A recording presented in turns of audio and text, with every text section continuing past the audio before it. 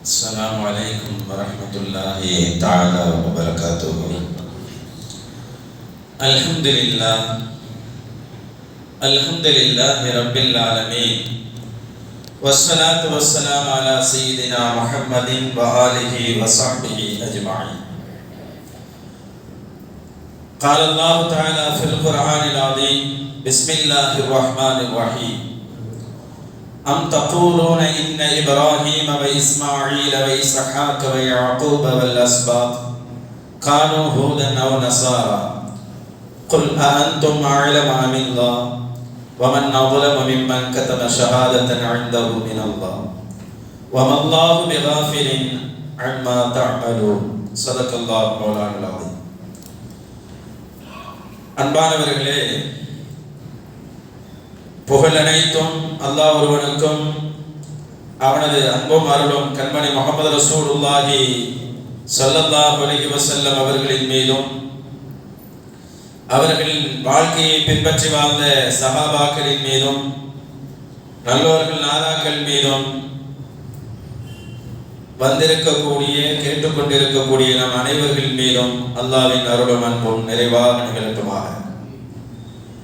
இந்த நாம் தொழுதிருக்கக்கூடிய தொழுகையின் பரக்கத்தாலும் இந்த பொழுதின் பரக்கத்தாலும் அல்லாஹு தாலா நம் வாழ்க்கையில் இருக்கிற கஷ்டங்களை எல்லாம் போக்கி ஆஃபியத்தான வாழ்க்கையை அல்லாஹ் தந்தருள் புரிவானாக. இந்த உலகத்தில் வாழும் வரை நம்மளுடைய உடல் உறுப்புகள் கெட்டு போய்விடாமல், செயலிழந்து போய்விடாமல், விபத்துக்குள் ஆளாகி விடாமல் அல்லாஹ் நம்மையும் குடும்பத்தார்களையும் பாதுகாப்பானார். எந்த ஈமானை இந்த இஸ்லாம் உயிரை விட மேலானது என்று நமக்கு சொல்லி தந்திருக்கிறதோ அந்த ஈமானை விட்டும் எப்போதும் சருகி விடாமல் நம்மையும் நம் குடும்பத்தார்களை எல்லாம் பாதுகாப்பானாக. அல்லாஹ் நாம் இங்கு செலவழிக்கக்கூடிய இந்த தீனுக்காக நாம் தந்திருக்கக்கூடிய இந்த நேரத்துக்கு பகரமாக சுவனத்தில் அல்லாஹ் சுந்தர நபி ஸல்லல்லாஹு அலைஹி வஸல்லம் அவர்களோடு சேர்ந்திருக்கிற பாக்கியத்தை அல்லாஹ் தந்தருள் புரிவானாக. ஆமீன். அன்பானவர்களே, வாரந்தோறும் பார்த்து வருகிற குர்ஆனுடைய வசனங்களின் விளக்க உரையில் இன்று நாம் பார்க்க இருப்பது சூரத்துல் பக்ராவுடைய 140வது வசனமும் 41வது வசனமும் பார்க்க இருக்கிறோம். இந்த இரண்டு வசனங்களோடு ஒரு ஜுஸு முடிய போகிறது. அலிஃப் லாம் என்று சொல்லக்கூடிய முதல் ஜுஸு நிறைவேற போகிறது. நாம் ஒரு சில வாரங்களில் ஒரு ஆயத்து ஓதி இருக்கிறோம், சில நேரங்களில் 2 வசனங்கள் என்று பார்த்திருக்கிறோம். அந்த வகையில் ஒரு ஜுஸை கேட்கிற முழு நசீபை அல்லாஹ் நமக்கு தந்திருக்கிறான். அல்லாஹ் குர்ஆனுடைய முழு விளக்கத்தையும் கேட்கிற தௌஃபீக்கை அல்லாஹ் நமக்கு தந்தருள் புரிவானாக. அன்பானவர்களே, 140வது வசனம் என்ன சொல்லுகிறது, இதனுடைய தர்ஜமா என்ன என்பதை நாம் பார்க்கலாம். அல்லாஹ் சொல்லுகிறான்: அம் தகூலூன இன்ன இப்ராஹீம வ இஸ்மாஈல வ இஸ்ஹாக வ யாக்கூப வல் அஸ்பாத். இப்ராஹிம் அலைஹிஸ்ஸலாம் அவர்களும் இஸ்மாயில் அலைஹிஸ்ஸலாம் அவர்களும் இஸ்ஹாக் அலைஹிஸ்ஸலாம் அவர்களும் அவர்களுடைய பிள்ளையான யாக்கூப் அலைஹிஸ்ஸலாம் அவர்களும் யாக்கூப் அலைஹிஸ்ஸலாம் அவர்களும் வல் அஸ்பாத் அவர்களுடைய சந்ததிகளும் இவர்கள் யாவரும் கானூ ஹூதன் அவ் நஸாரா. அல்லாஹ் கேட்கிறான், கானூ ஹூதன் அவ் நஸாரா, அவர்கள் எல்லாம் நிச்சயமாக யூதர்களாக அல்லது கிறிஸ்தவர்களாக இருக்கிறார்கள் என்று இருந்தார்கள் என்று சொல்கிறீர்களா? அவங்க எல்லாம் என்ன யூதர்களா இருந்தார்களா இல்ல கிறிஸ்தவர்களாக இருந்தார்களா? அப்படி இருந்தாங்கன்னு நீங்க சொல்றீங்களா அப்படின்னு அல்லாஹ் கேட்கிறான். கேட்டுட்டு அல்லாஹ் அடுத்து சொல்லுகிறான்: குல் நபியே, நம்ம நபிட்ட சொல்றான், நபியே நீங்கள் சொல்லுங்க, அன்தும் அஅலமு அமில்லாஹ், அவர்களை பற்றி உங்களுக்கு நல்லா தெரியுமா அல்லது அல்லாஹ்வுக்கு நல்லா தெரியுமா? யாருக்கு நல்லா தெரியும்? அவங்களை பத்தி, நபிமார்களை பத்தி நல்லா தெரிஞ்சது யாரு, நீங்களா அல்லாஹ்வா என்று கேளுங்கள் என்று அல்லாஹ் சொல்கிறான். தொடர்ந்து வமன் அظلم ممن كتم شهادة عنده من الله, அல்லாஹ்விடத்திலிருந்து தன்னின் பக்கம் வந்த சாட்சியத்தை எவன் மறைக்கிறானோ அவனை விட அநியாயக்காரன் யார்? அல்லாஹ் கேட்கிறான். அல்லாஹ் இந்த உலகத்துல சில சாட்சியங்களை தந்திருக்கிறான், நம்மள்கிட்ட சில சாட்சி இருக்குது. இதை மறைத்தால் இவனை விட அநியாயக்காரன் யார் என்று அல்லாஹ் கேட்கிறான். வல்லாஹு பிகாஃபிரின் அம்மா தஅமலூன். நீங்கள் செய்கின்றவற்றை விட்டும் அல்லாஹ் தஆலா பாராமுகமானவனாக இல்லை. நீங்கள் செய்யறதெல்லாம் அல்லாஹ்வுக்கு தெரியும். அதான் அதுக்கு பொருளா.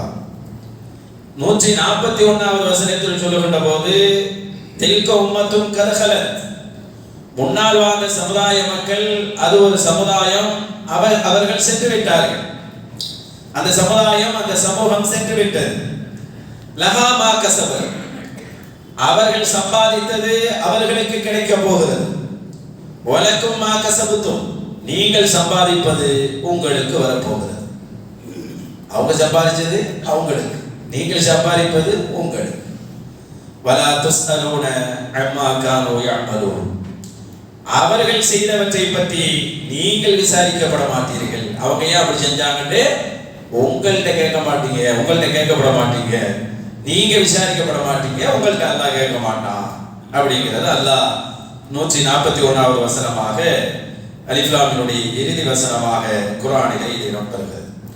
அன்பானவர்களே, இந்த வசனத்தின் பின்னணி என்ன, இது எந்த விஷயத்தில் இறங்கியது, இதிலிருந்து என்ன பாடங்களும் என்ன படிப்பினைகளும் அல்லாஹ் சொல்லுகிறான், செய்திகளை என்ன தருகிறான். முதல்ல இந்த ஆயத்து எப்போது இறங்கியது, இந்த ஆயத்து இறங்குவதற்குண்டான காரணம் என்ன என்று பார்க்கின்ற போது சபபு நுஸூல் சொல்லுவார்கள். யூத நசாராக்கள், உலகத்தில் வந்த நபிமார்கள் எல்லாம் யூதர்கள் சொல்லுவார்கள், எல்லாரும் யூதர்கள் தான் என்று சொன்னார்கள். கிறிஸ்தவர்கள் சொன்னார்கள், இல்லை இல்லை, அந்த நபிமார்கள் எல்லாம் கிறிஸ்தவர்கள் தான் என்று சொன்னார்கள். எல்லா நபியும் கிறிஸ்தவர்கள் தான், நீங்க மட்டும்தான் தனியா ஒரு நபி. எல்லாரும் கிறிஸ்தவர்கள் தான் வந்தாங்க. யூதர்கள் என்ன சொல்றாங்க, வந்த நபிமார்கள் எல்லாம் யூதர்கள் தான் வந்தாங்க அப்படின்னு சொன்னாங்க. அதற்கு அவங்க சொல்றது, இப்ராஹிம் நபி யூதர் தான், இஸ்மாயில் நபி யூதர் தான், இஸ்ஹாக் நபி யூதர் தான், இப்படி எல்லாம் பேச ஆரம்பிச்சிட்டாங்க. ரொம்ப என்ன சொல்லலாம், இனவாதம் சொல்லுவோமா இல்லையா, இனவாதம்னு ஒண்ணு வந்துருச்சுன்னு சொன்னா அது மேல ரொம்ப ஓவரா போயிடுவாங்க. யூதங்கிறது யாக்கூப் அலைஹிஸ்ஸலாத்துல தான் தோன்றுது. யூதங்கிறது எங்க வருது, யாக்கூப் அலைஹிஸ்ஸலாத்துடைய பிள்ளைகள் இருக்கிறாங்க பாருங்க. யாக்கூப் நபிக்கு ஒரு 12 பிள்ளைங்க இருப்பான்னு கேள்விப்பட்டிருப்பீங்க. அந்த 12 பிள்ளைகளில் வந்த சந்ததி தான், அவர்கள் தான் யூதர்கள். இப்ராஹிம் நபி எப்போ உள்ளவங்க, யாக்கூப் நபிக்கு முன்னாடி உள்ளவங்க. இஸ்மாயில் நபி எப்போ உள்ளவங்க, யாக்கூப் நபிக்கு முன்னாடி உள்ளவங்க. இஸ்ஹாக் நபி எப்போ உள்ளவங்க, யாக்கூப் நபிக்கு முன்னாடி உள்ளவங்க. ஆனா பொதுவா என்ன சொல்லிவிட்டாங்க, இப்ராஹிம் நபி யூதர் தான், இஸ்மாயில் நபி யூதர் தான், இஸ்ஹாக் நபி யூதர் தான் அப்படின்ட்டாங்க. அப்ப யூதமே தோன்றல, கிறிஸ்தவம் சொல்லவா வேணும். யூதமே தோன்றல போது கிறிஸ்தவம் தோன்றிருக்குமா, கிறிஸ்தவமும் தோன்றல. ஆனா என்னவாறு உன்னை உருவாக்கிட்டாங்களா, எல்லா நபிமார்களும் யூதர்களில் வந்தவர்கள் தான் அப்படின்னு சொல்லிவிட்டாங்க. இப்பதான் அல்லாஹ் கேட்கிறான், அவர்கள் எல்லாம் யூதர்கள் என்று நீங்கள் சொல்ல வருகிறீர்களா, அல்லது அவர்கள் கிறிஸ்தவர்கள் என்று நீங்கள் சொல்ல வருகிறீர்களா? நீங்க சொல்ல வந்தால் நான் ஒன்றை கேட்கிறேன், அந்த நபிமார்களை பற்றி உங்களுக்கு நல்லா தெரியுமா, அல்லாஹ்வுக்கு நல்லா தெரியுமா? அவர்களை பற்றி நல்லா தெரிஞ்சு வச்சுக்கிறது யார், நீங்களா அல்லாஹ்வா? சொல்லுங்க அப்படின்னு அல்லாஹ் கேட்கிறான். யாருக்கு அதிகமாக தெரியும் என்று அல்லாஹ் தஆலா சொல்ல வருகின்ற போதே 2 செய்திகளை சொல்லுகிறான். இப்ராஹிம் நபி யூதர் அல்ல, இஸ்மாயில் நபி யூதர் அல்ல, இஸ்ஹாக் அலைஹிஸ்ஸலாம் யூதர் அல்ல, யாக்கூப் நபிக்கு முன்னால் வாழ்ந்த எந்த நபிமார்களும் யூதர் அல்ல. சரி, யாக்கூப் நபிக்கு பின்னால் வந்த எல்லா நபியும் யூதர்களா? அப்படியும் சொல்ல முடியாது. யூத அரபு கூட்டத்திலே சில நபிமார்கள் வந்திருக்கிறார். அப்ப யாக்கூப் நபிக்கு முன்னாடி பல நபிமார்கள் வந்திருக்கிறாங்க. அப்ப அவங்க எல்லாம் என்ன சொல்றது, நீங்க ஏன் பொதுவா எல்லாரும் யூதர்னு சொல்றீங்க என்று அல்லாஹ் தஆலா அவர்களிடத்தில் கேள்வி கேட்கிறான். இப்ராஹிம் நபியை பற்றி சொல்ல போது, ஆனா அவ்வருள் முஸ்லிமி, நான் ஒரு முஸ்லிம் என்று சொன்னார்கள். இப்ராஹிம் நபி என்ன சொன்னார்கள், நான் முஸ்லிம் என்று தான் சொன்னார்கள். ஹனீஃபன், நான் கோணலான மார்க்கத்தை விட்டு நேர்மையான நிலையான மார்க்கத்தில் நிலைத்திருப்பவன் என்று சொன்னார்கள். எந்த கோணலான மார்க்கத்திலே நான் இல்லை, நேர்மையான மார்க்கத்தில் இருப்பவனா என்று சொன்னவர்கள் இப்ராஹிம் அலைஹிஸ்ஸலாம். அவங்களே முஸ்லீம்னு சொன்னதுக்கு அப்புறம் நீ எப்படி அவங்களை யூதன்னு சொல்லுவா? எப்படி சொல்லுவா? இஸ்மாயில் நபி தெரியும் உங்களுக்கு, அபுல் அரபு, அரபுகளின் தந்தையே யாருதான்? இஸ்மாயில் அலைஹிஸ்ஸலாம். அரபு மக்களுடைய தந்தைன்னு சொல்லுவாங்க இஸ்மாயில் நபியை. அப்படிதானே? அரபு குலம் தோன்றியதும் அதனுடைய பாரம்பரியம் தோன்றியதும் நாகரிகம், அரபு நாகரிகம் தோன்றியதும் இஸ்மாயில் அலைஹிஸ்ஸலாத்துக்கு ஒட்டியே தான் நடந்திருக்கு. அந்த சம்சம் கிணறு ஒட்டி தான் நடந்திருக்கு. அப்ப இஸ்மாயில் நபி எப்படி நீங்க சொல்லுவீங்க யூத நபி என்று சொல்ல முடியும்? இப்ப யூதர்களுடைய புத்தியை பார்த்தீங்களா? தன்னோடு சேராதவர்களையும் தன் பெருமைக்காக எல்லாரையும் தன்னில் இனத்தவர்கள் என்று சொல்லிக் கொள்வார்கள். அவர்கள் அப்படி அல்ல, அவர்கள் எல்லாம் முஸ்லீம்கள். எப்படி முஹம்மது ஸல்லல்லாஹு அலைஹி வஸல்லம் முஸ்லீம் என்று சொன்னார்களோ அதே போலதான் இப்ராஹிம் அலைஹிஸ்ஸலாம் முஸ்லீம் என்று சொன்னார்கள். முஸ்லிம்கள் முதன்மையானவர்கள் என்று சொன்னார்கள். இப்ராஹிம் நபி கொண்டு வந்த மதத்தை மார்க்கத்தை தான் முஹம்மது ஸல்லல்லாஹு அலைஹி வஸல்லம் கொண்டு வந்தார்கள். இஸ்மாயில் அலைஹிஸ்ஸலாம் கொண்டு வந்த மார்க்கத்தை தான் முஹம்மது ஸல்லல்லாஹு அலைஹி வஸல்லம் கொண்டு வருகிறார்கள். யாக்கூப் அலைஹிஸ்ஸலாம் சொன்ன தீனை தான், கொள்கையை தான் முஹம்மது ஸல்லல்லாஹு அலைஹி வஸல்லம் கொண்டு வந்தார்கள். இங்க எங்க இருக்கிறது யூதம்? 3 நபிமார்களை தான் அல்லாஹ் சொல்றான். இந்த 3 நபிமார்களுக்கு இடையில அதுக்கு முன்னாடி உள்ள நபிமார்கள் எல்லாமே யூதரை அவங்க சேர்த்து விட்டாங்க. அல்லாஹ் சொல்றா கிடையாது, யூதம் என்பது யாக்கூப் நபிக்கு பின்னால் வந்தது.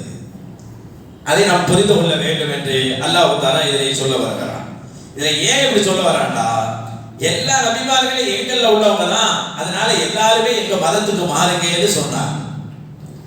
யாரெல்லாம் முஸ்லிமா இருக்கிறீங்களோ எங்க மதத்துக்கு வாங்க அப்படின்னு சொன்னாங்க. இன்னொன்னு தெரியுங்களா, நாளை மறுமையில அல்லாஹ் ஒரு யூதனை எழுப்புறான்னு வச்சுக்கிறோம். எழுப்பி என்ன கேள்வி கேட்பான்? நீ உன் நபியை ஏற்றுக்கொண்டாயான்னு கேட்பான். அவன் என்ன சொல்லுவான்? ஏற்றுக்கொண்டேனே அப்படிப்பான். உடனே எல்லாம் கேட்பான், எந்த நபியன்னு கேட்பான். மூசா நபி ஏற்றுக்கிட்டேனேப்பான். அதெல்லாம் ஓ நபி. இப்போ ஒரு யூதனை எழுப்பி எல்லாம் கேட்டா, நம்ம காலத்துல இருக்கிற யூதனை எழுப்பி கேட்டா அவன் மூசா நபி ஏற்றுக்கிட்டதா சொல்லுவான். மூசா நபி அவன் நபி கிடையாது. ஓ வேதத்தை ஏத்துக்கிட்டியான்னு எல்லாம் கேள்வி கேட்பான். இப்போ உள்ள யூதர்கிட்ட ஏத்துக்கிட்டேனே. என்ன வேதம்? நான் பழைய ஏற்பாடு தௌராத்தை ஏத்துக்கிட்டேனே. தௌராத்து அவங்க வேதம் கிடையாது. இப்போ உள்ள யூதர்களுக்கு முகம்மது நபி வந்ததுக்கு அப்புறம் அது யூதரோ நசரானியோ கிறிஸ்தவரோ மஜூசியோ பௌத்தரோ யாரோ இருக்கட்டும், எல்லாருக்கும் உங்க நபினா முகமது நபி தான். முகமது நபி வந்ததுக்கு அப்புறம் எல்லாரும் ஏத்துக்கிட்டாலும் சரி ஏத்துக்கிறாங்களும் சரி, உங்க நபியில அல்லாஹ் கேட்டா அது முகமது நபி தான். உங்க வேதம் விட அல்லாஹ் கேள்வி கேட்டானா நாளை மறுமையில அது குர்ஆன் தான். அது கூட அவங்களுக்கு தெரியாம அவங்க தௌராத்தை பத்தி சொல்லுவாங்களா, நாங்க தௌராத்தெல்லாம் ஏத்துக்கிட்டோமே அப்படின்னு. தௌராத்து உன் வேதமே இல்லையாப்பா. முகமது நபி வர்றது வரைதான் உனக்கு தௌராத்து வேலை, இன்னொரு நபி வர்ற வரைதான். முகமது நபி வந்ததுக்கு அப்புறம் குர்ஆன் தான் உன்னுடைய வேதம். ஏத்துக்கிட்டாலும் ஏத்துக்கிறானோ குர்ஆன் தான் உன்னுடைய வேதம். முகமது நபி தான் உன்னுடைய நபி என்று அல்லாஹ் சொல்லுவான். ஆக இதன் வழியாக தெரிகிறது முஹம்மது ஸல்லல்லாஹு அலைஹி வஸல்லம் அனைவருக்கும் சொந்தமான நபி. ஏற்றுக்கொள்ளாவிட்டாலும் சரி, குர்ஆன் என்பது அனைவருக்கும் சொந்தமான நூல். அவர்கள் படிக்காவிட்டாலும் சரி ஏற்றுக்கொள்ளாவிட்டாலும் சரி, இந்த செய்தியை அல்லாஹ் சொல்லுகிறான். முகமது நபி வந்ததுக்கு பிறகு நீங்கள் எந்த மதத்துக்காரர்களாக இருந்தாலும் உங்க நபி முகமது நபி தான் என்ற செய்தியை அல்லாஹ் இதன் வழியாக சொல்லிவிட்டு இன்னொரு கேள்வியை கேட்கிறான். அந்த நபி எல்லாம் புடிச்சு நீங்க லிஸ்ட்ல யூத லிஸ்ட்ல சேர்த்துட்டீங்கல்ல, அவங்க இருக்கும்போது நீங்க இருந்தீங்களா? அவங்கள பத்தி என்ன உங்களுக்கு தெரியும்? நீங்க ரொம்ப அறிஞ்சவங்களா? அவங்கள பத்தி நல்லா அறிந்தவனா? சஹாபாக்கள்கிட்ட ஏதாவது ஒரு கேள்வி கேட்டார் ரசூலுல்லாஹ், சஹாபாக்கள் என்ன சொல்லுவாங்க தெரியுங்களா? அல்லாஹு அஅலம், அல்லாஹ் தான் ரொம்ப அறிந்தவன் சொல்லுவாங்க. என்ன குணம் பார்த்தீங்களா? அல்லாஹ் தான் அறிந்தவன், அல்லாஹு வ ரசூலுஹு அஅலம், அல்லாஹ் அவருடைய தூதர் தான் ரொம்ப அறிந்தவர்கள், இப்படிதான் சொல்லுவாங்க. ஆனா அதுதான் இங்க கேட்கிற அல்லாஹ் தஆலா யூதர்களை பார்த்து உங்களுக்கு ஆழம் என்று சொல்லுகிறான். உங்களுக்கு நல்லா தெரியுமா அல்லது அல்லாஹ்வுக்கு நல்லா தெரியுமா? நீங்க அந்த காலத்துல வாழ்ந்தீங்களா? அவருக்கு அருகில் இருந்தீர்களா? அந்த நபிமார்களுக்கு அருகில் இருந்தீர்களா? அவர்கள் எந்த மதத்தில் இருந்தார்கள் உங்களுக்கு தெரியுமா என்று அல்லாஹ் இவ்வளவு கேள்வி கேட்கிறானே. அப்ப இதெல்லாம் அவங்க சொன்னதெல்லாம் உண்மையா இருந்தா அல்லாஹ் இப்படி கேள்வி கேட்பானா? அப்ப யூதர்கள் பொய்யை பரப்பி கொண்டிருந்தார்கள், கிறிஸ்தவர்கள் பொய்யை பரப்பி கொண்டிருந்தார்கள். நபிமார்கள் எல்லோரும் ஹனீஃபுகளாகத்தான் இருந்தார்கள். நபிமார்கள் எல்லோரும் அல்லாஹ்வை ஏற்றுக்கொண்ட முஸ்லிம்களாகத்தான் இருந்தார்கள். அப்படிதான் அவர்கள் வாழ்ந்திருக்கிறார்கள் என்பதை அல்லாஹ் சொல்லிவிட்டு ஒரு செய்தியை அல்லாஹ் அடுத்து சொல்லுகிறான் பாருங்க. குல், நபியை நீங்கள் சொல்லிவிடுங்க, அன்தும் அஅலமு பில்லாஹ் வமன் அظلم மிம்மன் கதம ஷஹாதத்தன் இன்தஹு மினல்லாஹ். அல்லாஹ்விடத்திலிருந்து தன்னின் பக்கம் வந்த ஷஹாதத்தை, சாட்சியை எவன் மறைக்கிறானோ அவனை விட அநியாயக்காரன் யார்? எல்லாருக்கும் ஒரு சாட்சி வந்திருக்கு. இப்ப குர்ஆன்ல முகமது நபியை பத்தி எவ்வளவு சொல்லப்பட்டிருக்கோ அதை விட அதிகமா தௌராத்ல இருக்கு. குர்ஆன்ல எவ்வளவு சொல்லப்பட்டிருக்கு. சில இடங்கள்ல ரசூலுல்லாஹ் பத்தி தெளிவா இருக்குது, சில இடங்கள்ல ரசூலுல்லாஹ் பத்தி சூசகமா இருக்குது, ரொம்ப தெளிவாலாம் இல்லை. ஆனா அந்த இடம் கூட தௌராத்ல வெளிப்படையா இருக்கு. முகமது நபியை பத்தி குர்ஆன்ல எங்கெல்லாம் சூசகமா இருக்குமோ அந்த இடங்கள் எல்லாம் தௌராத் வெளிச்சமா இருக்கு. அவ்வளவு தெளிவாக சொல்லப்பட்டிருக்கிறது முஹம்மது ஸல்லல்லாஹு அலைஹி வஸல்லம் பத்தி. ஆனால் இவர்கள் என்ன செய்தார்கள்? மறைத்தார்கள். இவர்கள் அதை மறைத்தார்கள் என்று அல்லாஹ் சொல்லுகிறான். மறைத்தவர்களுக்கு என்ன தண்டனை என்று முதல்ல சொல்லும்போது இவர்களை விட அநியாயக்காரர் யார் இருக்க முடியும் என்று அல்லாஹ் முதல் கேள்வியை கேட்கிறான். இவங்களை விட அநியாயக்காரர் யார் இருக்க முடியும் என்று கேட்கிறான் அல்லாஹ் தஆலா. உலகத்தில் எத்தனையோ அநியாயக்கார பார்க்கிறோம். சாட்சியை மறைஞ்சா, சாட்சினா என்ன தெரியுங்களா?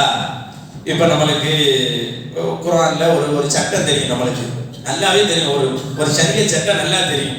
ஒரு தப்பு ஒண்ணு நடக்குது, தப்பு நடக்கும் போது நம்மளுக்கு தெரிஞ்சும் அதை சொல்லாம இருந்தா சாட்சியை மறைக்கிற மாதிரி. சாட்சிய தெரியுது, நல்லா இது ஹராம் தான் நடக்குதுன்னு தெரியுது, இது தப்பு தான் தெரியுது, அதை மக்கள்கிட்ட சொல்லாம சரி செய்யட்டும் நமக்கு என்ன அப்படின்னு மறைச்சா அது பேரு ஷஹாதத்தை மறைப்பது என்று எழுதுகிறார். அதுவும் அநியாயம். சாட்சினா என்ன? பல வகையான சாட்சி இருக்குது. இன்னைக்கு இப்படி நடக்குதா இல்லையா? அவன்ல தப்பு பண்றான், நம்மளுக்கு என்ன? நம்ம என்னத்துக்கு சொல்லணும்? நம்ம என்னத்துக்கு அதை போய் சொல்லணும்? தேவையில்லாம அவன்கிட்ட அவன் எடுத்துக்கிறோம் அப்படின்னு. மார்க்கத்தை பத்தி நம்மளுக்கு நல்லா தெரிஞ்சா அது தைரியமா சொல்லிடும். இது நல்லா ஹராமியா, இது ஹராம் மார்க்கத்துல சொல்லப்பட்டிருக்குப்பா அப்படின்னு தைரியமா சொல்லிடும். இப்படி சொல்ல மறந்தாலோ மறைத்தாலோ அவரும் சாட்சியத்தை மறைத்தவர் தான், அவரும் பெரும் அநியாயக்காரர் தான் என்று குர்ஆன் சொல்லுகிறது. இமாம் நவவி ரஹ்மத்துல்லாஹி தஆலா பற்றி சொல்லுவார்கள். ஷாஃபி மதுஹப்ல போற்றுதலுக்குரிய பெருமகன் இமாம் நவவி ரஹ்மத்துல்லாஹ். வாழ்ந்தது என்னமோ கொஞ்சம் வயசு தான், ஒரு 45 வயசு கிட்ட தான் வாழ்ந்தார்கள். ஆனா எழுதின கிதாபுகளை பார்த்தா சுப்ஹானல்லாஹ், எல்லா துறையிலும் கிதாபை எழுதினார்கள்.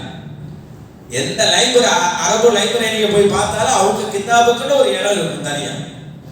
50 வகையான கிதாபுகள் ஏறத்தார். ஒவ்வொரு கிதாபும் ரொம்ப அருமையான கிதாபு. யாராவது வீட்டுல இஸ்லாமிய வீடுகள்ல ஒரு 3 கிதாபு வாங்கி வைக்கணும், ஒரு ஐடியா கொடுக்கல அப்படின்னு சொன்னா யாருடைய கிதாபு சொல்லுவாங்க தெரியுங்களா? இந்த நவவி இமாமுடைய கிதாபு தான் சொல்லுவாங்க. இவங்க எழுதுற கிதாபு அவ்வளவு முக்கியமானது. ஏன்னா முஸ்லிம் ஷரீஃப் இருக்குல்ல, முஸ்லிம் புகாரி முஸ்லிம் சொல்ல பாருங்க, இந்த முஸ்லிம் ஷரீஃபுக்கு ஷரஹ் எழுதியிருக்கிறார்கள், விளக்க உரை எழுதியிருக்கிறார்கள். அவர்கள் எழுதின விளக்க உரை அவ்வளவு பிரபலியமானது. ஷரஹ் முஸ்லிம் என்று சொல்லி மிக பிரபலியமான விளக்க உரைகள் மின்ஹாஜ். இது அல்லாம ஊரெல்லாம் பரவி, பட்டி தொட்டி எல்லாம் பரவி அவர்களுடைய இன்னொரு கிதாப் என்ன தெரியுமா? ரியாதுஸ் ஸாலிஹீன். சில பள்ளிகள்லாம் காலையில சுபு தொழுது அதை எடுத்து வச்சுதான் படிப்பாங்க. ரியாதுஸ் ஸாலிஹீன் ஒரு கிதாப் இருக்கிறது. அது வெறும் ஹதீஸ், தேர்ந்தெடுக்கப்பட்ட ஹதீதுகள் இருக்கும். அந்த ரியாதுஸ் ஸாலிஹீன் எழுதுற பெருமகனார் இவர் தான். அல்ல அதுக்கா சுத்தி கிதாபுகளே வச்சு ரூமுக்குள்ள உட்கார்ந்துருப்பாங்க. சுத்தி கிதாபு தான் இருக்குமா, நடுவில் உட்கார்ந்துருப்பாங்க. கொஞ்சோடு தான் சாப்பிடுவாங்க, பெருசா சாப்பாடு எடுத்துக்க மாட்டாங்க. பழைய உடையில தான் இருப்பாங்க, பழைய உடை தான் உடுத்திருப்பாங்க, பெருசா ஒன்றும் உடுத்திக்கிற மாட்டாங்க. சின்னோட ஒரு தலப்பாவோட கொஞ்சோட தொங்க விட்டு தலப்பா கட்டியிருப்பாங்க. அவங்கள பத்தி எழுதுறாங்க. எப்ப பார்த்தாலும் எழுதிக்கிட்டே இருப்பாங்க. எழுதுறது தான் உங்களுடைய வாழ்க்கை முழுசாக அதுதான் பயணித்தார். இந்த அளவுக்குண்டா அவங்க ஒரு கட்டத்தில் அவங்களுடைய பிந்தைய காலத்தில் போய் கேள்வி கேட்டாங்கன்னா, என்னங்க கல்யாணம் பண்ணலையா அப்படின்னு கேட்டாங்கன்னா, அவங்க கல்யாணம் பண்ணலையா அப்படின்னு கேட்டப்ப அவங்க சொன்ன பதில் ஆச்சரியமா இருக்கும். என்ன சொன்னாங்க தெரியுங்களா? மறந்துட்டேன்னு சொன்னாங்க. கல்யாணம் பண்ணல நம்மளாம் என்னக்காருன்னு சொல்லுவோம், ஏதாவது சொல்லுவோம். அவங்க சொன்னாங்க மறந்துட்டேன்னு சொன்னாங்க. எவ்வளவு தூரம் இந்த தீனுக்காக பயணிச்சிருக்கிறாங்க, தீனுக்காக எவ்வளவு பயணித்திருக்கிறார்கள் பாரு. அந்த இமாம் நவவி ரஹ்மஹுல்லாஹ், யஹ்யா இப்னு ஷரஃப் நவவி என்று சொல்லுவார்கள், மிகப்பெரிய மார்க்க மேதை, பேரறிஞர், எல்லா ஃபிக்ஹ் கலைகளிலும் தன்னுடைய நூலை பதித்தவர்கள். இவர்களுடைய காலத்தில் அல்-வாஹிருல் ஃபைபரஸ் அப்படி சொல்லக்கூடிய ஒரு இஸ்லாமிய அறிஞர், ஒரு இஸ்லாமிய அரசர் ஒருத்தர் இருந்தார். தாத்தாரியர்களுடைய படையெடுப்பு உலகமெல்லாம் வந்துட்டு இருந்துச்சா இல்லையா? அப்ப அவர்களுடைய நிலப்பகுதிக்கு வந்தபோது இந்த அரசன் என்ன செஞ்சாரு சொன்னா, எனக்கு நீங்க எல்லாம் ஒரு ஃபத்வா கொடுக்கணும். நம்ம தாத்தாரியர்களுடைய மோதணும், அவர்களோட ஃபைட் பண்ணணும். பொருளாதாரம் வேணும், அதற்கு பணம் வேணும், காசு வேணும். காசு எனக்கு பத்தல, பொதுமக்கள் வரி போட போறேன், வரி டாக்ஸ். நான் 100% வேணாலும் போடலான்னு எனக்கு ஃபத்வா கொடுங்க. எவ்வளவு வேணாலும் வரி வாங்கிக்கலாம் மக்கள்கிட்ட. ஏன்னா காசு இருந்தாதான் நான் அந்த படையை எதிர்த்து போர் செய்ய முடியும். அதனால எனக்கு ஒரு மார்க்க தீர்ப்பு வேணும். இங்க இருக்கக்கூடிய மார்க்க அறிஞர்கள் எனக்கு ஃபத்வா கொடுங்க, மக்கள்கிட்ட எவ்வளவு வேணாலும் வரி வாங்கிக்கலாம்னு ஃபத்வா கொடுங்கன்னு கேட்டாங்க. சில பேரை மிரட்டினா, சில பேருக்கு போட்டு கொடுத்தாங்க. ஒரு சில பேரை போடாதவர்களை தண்டிச்சாங்க. சில பேரை ஜெயில போய் தூக்கி போட்டாரு, இதுக்கு முரணா இருக்கக்கூடியவர்களை. இப்படியே ஒவ்வொரு ஆளா நெருக்கி அவர் சொல்லியிருந்தாரு, வாஹிர் ஃபைபரஸ், ஒருத்தர் இல்லாம எல்லாத்தையும் தீர்ப்பு வாங்கியாங்க. எல்லாரும் சொல்லணும், பரவாயில்ல வாங்கிக்கிறீங்க, எவ்வளவு வரி வேண்டாலும் வாங்கிக்கிறீங்கன்னு சொல்லணும். அப்படி எல்லாத்தையும் வாங்கியாச்சு. அதிகாரி கேட்டாரு, மன்னர் அரசர் கேட்டாரு வாஹிர் ஃபைபரஸ் அதிகாரிகிட்ட, எல்லாருக்கையும் ஃபத்வா வாங்கிட்டீங்களா? வாங்கியாச்சு. ஒருத்தர் மட்டும் இன்னும் கையெழுத்து போடல, ஃபத்வாவுக்குள்ள என்ன செய்யல, சப்போர்ட் பண்ணல. யார் அது? நவவி. அவர் பேர் இமாம் நவவி, யஹ்யா இப்னு ஷரஃப் ரஹிமஹுல்லாஹ். அவர் முழுமையான பேர். நவாங்கிற இடத்துல தான் அடங்கி இருக்கிறாங்க, அதனால நவவின்னு சொல்லுவாங்க. அவர் மட்டும் கையெழுத்து போடல. கையெழுத்து போடலையா? என்ன விஷயம் அப்படி? இல்லை, அவர் கையெழுத்து இதுக்கு போடல. அப்ப அவர் கொடுக்கிற என்ன பெரிய பேரறிஞராக இருக்கிறார், அரசு சார்பாக அவருக்கு கொடுத்து வரக்கூடிய அந்த தொகையை நிறுத்திருக்க, இதுவரை கொடுத்து இருந்தனா வாங்கியிருக்க அப்படி. அவர் அதிகாரிகள் சொன்னாங்கன்னா, அவர் யார்ட்டையுமே எதுவுமே வாங்க மாட்டாரு. அரசுல இருந்து இதுவரைக்கும் 1 ரூபாய் கூட வாங்கினது கிடையாது. 1 ரூபாய் கூட. உனக்கு தெரியுங்களா? ஒரு வேளை தான் சாப்பிடுவாங்களா. இஷா டு இஷா. இன்னைக்கு இப்ப இஷாவில் சாப்பிட்றாங்கன்னா அடுத்த நாள் இஷாவில் தான் சாப்பிடுவாங்க. அவ்வளவுதான் சாப்பிடுவாங்க. யார்ட்டையும் எதையும் வாங்க மாட்டாங்களா. அன்பளிப்பு கூட வாங்க மாட்டாங்களா. இப்ப ஸல்லல்லாஹு அலைஹி வஸல்லம் சுன்னத்தா இருக்கே அன்பளிப்பு வாங்குறது. அன்பளிப்பு வாங்கணுமே, அன்பளிப்பு கொடுத்தா வாங்கணுமே, ரசூலுல்லாஹ் சொல்லி இருக்கிறாங்களே அப்படின்னு சொல்லிட்டு வாங்குறதா இருந்தா தான் வாப்பாட்ட வாங்குவாங்க, இல்ல உம்மா கொடுத்தா வாங்கிடுவாங்க, ஏதாச்சும் கொடுத்தா, இல்ல அண்ணன் தம்பி கொடுத்தா வாங்கிடுவாங்க, சாச்சா பாப்பா கூட பிறந்தவங்க அம்மா கூட பிறந்தவங்க கொடுத்தா வாங்கிடுவாங்க. இதை தவிர வேற யார்ட்டையும் வாங்க மாட்டாங்க. இதை யார்ட்டையும் வாங்க மாட்டாங்க. ஏன் வாங்க மாட்டாங்கன்னா, அரசர்கள்ட்ட இருந்து இல்ல வெளியாட்ல இருந்து வாங்கிட்டா அவங்க ஏதாவது ஒரு பிரச்சனையில மாட்டிக்கிடுவாங்க. மாட்டினதுக்கு அப்புறம் நம்மள்கிட்ட தீர்ப்பை கேட்பாங்க. அவங்களுக்கு சாதகமா நம்ம தீர்ப்பு கொடுக்கணும். பணம் வாங்கிட்டாலே அவங்க இஷ்டப்படி நம்ம தீர்ப்பு கொடுக்க வேண்டியது வந்துடும். அதனால ஒத்த பைசா யார்ட்டையும் வாங்க மாட்டாங்க. இப்படி வாழ்ந்தவங்க தான் யஹ்யா இப்னு ஷரஃப் ரஹ்மஹுல்லாஹு தஆலா, இமாம் நவவி ரஹ்மஹுல்லாஹ். இப்படி வாழ்ந்தவர்கள் அரசுல போய் காசு வாங்கிருப்பாங்களா? 1 பைசா வாங்கல. இல்ல அப்ப அவருக்கு நம்ம ஏதாச்சும் பதவி கொடுத்திருந்தா டிஸ்மிஸ் பண்ணிருக்காங்க. அவர் அரசு பதவிக்கு வரமாட்டேன்னு சொல்லிட்டு இருக்கிறாரு. அவர்கிட்ட போய் நம்ம எங்க பதவி கொடுக்காது. நாங்க எப்படி சொல்றீங்க? அப்புறம் எப்படி அவர்கிட்ட கையெழுத்து வாங்குறது? ஆளை தூக்கிட்டு வாங்க. ஆளை கூட்டிட்டு வந்தாச்சு. இமாம் நவவி ரஹ்மஹுல்லாஹ் இருக்கிறாங்க, வாஹிர் ஃபைபரஸ் இருக்கிறாரு. நான் ஒரு தீர்ப்புக்காக உங்க எல்லாரிடத்திலும் நான் என்ன செய்ய ஆலோசனை கேட்டேன். எல்லோரும் கையெழுத்து போட்டு விட்டார்கள். நீங்க ஏன் போடவில்லை? அப்படி நீங்க ஏன் போடவில்லை? ஏன் போடலன்னா விளக்கம் சொல்லணுமா இல்லையா? அவர் எதுக்காக கையெழுத்து கேட்டாரு? மக்கள்கிட்ட நான் எவ்வளவு வேண்டாலும் வரி வாங்கிக்கலாம், எவ்வளவு வேண்டாலும் வரி வாங்கிக்கலாம்னு சொல்லி கையெழுத்து போட்டு கொடுங்க. எப்படி கேட்கிறாரு பாருங்க, எந்த மாதிரி கேட்கிறாரு பாருங்க. அவ்வளவு அழகான அது ஊர். சொல்வார்கள் செழிப்புள்ள ஊர் என்று சொல்வார்கள்.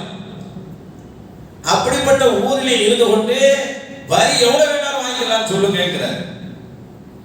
இப்ப இவங்க அதுக்கெல்லாம் பதில் சொல்லுங்க. அவங்க என்ன சொன்னாங்க தெரியுமா? தாத்தாரிகளோட நீ போகுது, யார்கிட்ட வேண்டாலும் போய் போகுதுங்க, பிரச்சனை இல்லை. உங்க வீட்டுல இருக்கிற உங்க அரசவையில் இருக்கிற காசை எடுத்து போட்டு ஆயுதங்களை வாங்கி போகுதுங்க. மக்கள்கிட்ட ஏன் காசை வாங்குறீங்க? உங்க மக்கள் எதுக்கு காசு வாங்குறீங்க? இவ்வளவு தைரியம் வேணும். அதாவது தவறு நடக்கின்ற போது, அரசர்கள் தவறு செய்கின்ற போது அதை தைரியமாக சொல்லக்கூடிய அந்த ஆற்றல் இருக்கிறவாங்க. இதுதான் ஷஹாதத் என்று சொல்லுகிறார். இந்த ஷஹாதத்தை தான் ஒவ்வொருவரும் பெற்றுக்கொள்ளணும். எப்படி சொல்றா பாருங்க இமாம் நவீ ரஹ்மத்துல்லாஹ். ஆனா ஆரிஃபு அன்னக குன்த ஃபீ ரிக்கினில் அமீரி பந்தகத். அரசர் பார்த்து சொல்றாங்க, யாரே லாகிர் ஃபைப்ரஸ், இப்ப நீ அரசர் ஆயிட்டா. இதுக்கு முன்னாடி பந்தகத் இருக்கிற ஒரு தலைவருக்கு அடிமையா தான் நீ இருந்தா, நீ அடிமையா தான் இருந்தா. இன்னைக்கு அரசர் ஆயிட்டா. அதுக்கு முன்னாடி யாரு? நீ ஒரு அடிமை. வலைசலக்க மாறும். அடிமையா இருக்கும்போது உன்னை ஒரு காசு கூட இல்லை. இன்னைக்கு ஒரு அரசவையில ஆயிரம் அடிமைகளை வைத்திருக்கிறார். நூற்றுக்கணக்கான பெண் அடிமைகளை வைத்திருக்கிறார். அவர்களுடைய கழுத்துகளில் நகைகளை அள்ளி போட்டு வைத்திருக்கிறார். எல்லா கழுத்திலையும் நகையா தொங்குமா. எங்கிருந்து வந்தது இந்த பணம் எல்லாம்? இந்த பணம் எல்லாம் எங்கிருந்து வந்தது? யாருடைய பணம்? நீனே ஒரு அடிமை. நீ அரசனாகிவிட்டு இவ்வளவு பணத்தை உன் அரசவைக்குள் வைத்துக் கொண்டு மக்கள்கிட்ட எப்படி வரி கேட்கலாம்? மக்கள்கிட்ட எப்படி பணத்தை கேட்கலாம்? சண்டை பிடிக்கணும்னா உன் பணத்தை எடுத்து செலவழி, அது அரசனுடைய பணம் தானே. இப்படி சொன்னோன்னு லாகிர் ஃபைப்ரஸுக்கு நன்மையான கோபம். அவருடைய தராதரத்தை எல்லாம் தொட்டு பேசிட்டார். நீ அடிமையா இருந்துட்டா, அடிமைங்கிற அந்த செய்தியை சொன்னோன்னா ரொம்ப கோபமாயிட்ட, செம்ம கோபமாயிட்ட. பத்தாவது உன் காசுல எடுத்து செலவழி சொன்னோன்னே ரொம்ப கோபமானவர். எத்தனை பேரை இவர் கொலை செய்திருக்கிறார். இந்த தீர்ப்பு வரலன்னு சொல்லி கொலை செய்திருக்கிறார், சிறையில் தள்ளி இருக்கிறார். அதிகமான கோபம் சுத்தி இருக்கிற அதிகாரிகளுக்கு பயமாயிடுச்சு.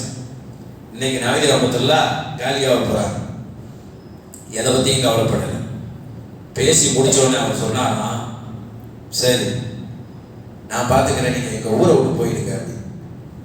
நான் பார்த்துக்கிறேன், நீங்க கையெழுத்து போடல, எங்க ஊரை விட்டு நீங்க போயிடுங்க அப்படி.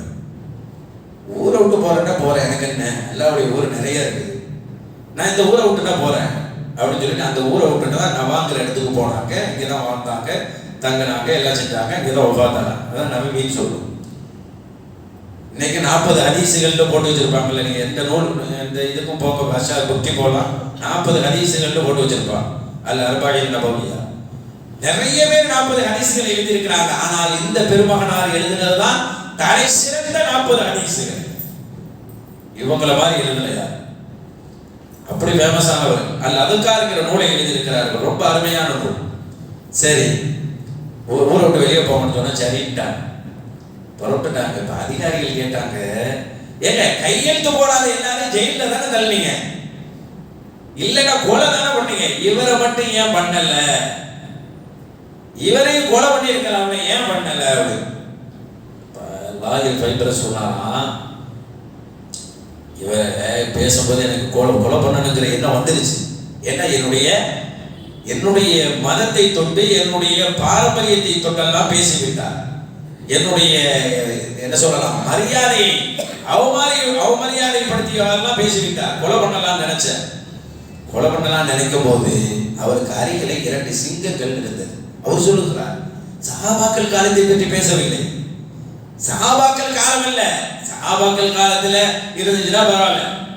இமாம் நவீ ரஹ்மத்துல்லாஹ் அவரை கொலை செய்திருக்கலாமே என்ற லாகிர் ஃபைப்ரஸ் கேட்ட போது நான் கொலை செய்யலாம் என்று நினைத்தேன். அருகிலே 2 சிங்கங்கள் என் மீது பாய்வதற்காக நின்றது. அதற்கு பயந்துதான் அவரை நான் உடனே வெளியே போய்விடுங்கள், ஊரை விட்டு போய்விடுங்கள் என்று சொன்னேன் என்றார். இமாம் நவீ ரஹ்மத்துல்லாஹ் பற்றி சொல்லுவார்கள், சத்தியம் என்று சொல்லிவிட்டால் அதை உடனே சொல்லுகின்ற தைரியம் இமாம் நவீ ரஹ்மத்துல்லாஹ்வுக்கு இருந்தது. அதுக்காக தான் யார்கிட்டையும் எதையும் வாங்க மாட்டாங்க, யார்கிட்டையும் வாங்க மாட்டாங்க. காசு வாங்கிட்டாலே காசு வாங்கிட்டாவே அடுத்து என்ன ஆகும்? அவங்க சொல்றதானே கேட்கணும். காசு கையை நீட்டிட்டா அடுத்த அளவு தான் அவங்க சொல்றதுக்கெல்லாம் மண்டையாட்ட வேண்டியது வந்துடும். இதே சாட்சியத்தை மறைப்பதற்கு காரணமாயிடுமே நம் முன்னோர்கள் இதெல்லாம் செய்யலைங்க. யோசிச்சு பாருங்க, சூரத்துல் கஹ்ஃப்ல கஹ்ஃப் வாசிகள் இன்னும் ஏன் வாழ்றாங்க? சத்தியத்தை அந்த அரசனுக்கு முன்னால் சொன்னதனால தானே. சூரத்துல் புரூஜ்ல பாருங்க, அஸ்ஹாபுல் உஹ்தூத் நெருப்பு குண்ட வாசிகள், அந்த அந்த நெருப்பில் தூக்கி போடப்பட்டவர்களை பற்றி போடப்பட்டிருக்கா இல்லையா? ஃபிரௌனுடைய வீட்டில ஒரு அம்மா வேலை செய்யும். ஃபிரௌனுடைய பெண்ணு பொம்பளை பிள்ளைகளுக்கெல்லாம் தலைவாரி விடுறது, தலை சீவி விடும்.